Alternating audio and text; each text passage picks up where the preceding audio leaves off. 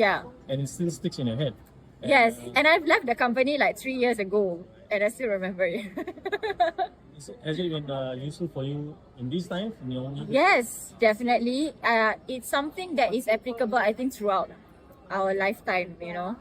It's not something that we learn that is only applicable at that point of time when I was with the company, because now I'm running my own business and no longer applicable. No, I wouldn't say that at all, because even now as I'm running my own business, profiling, especially that particular activity that I remember, is important, because it reminds me that the people I work with, I cannot expect them to be like me.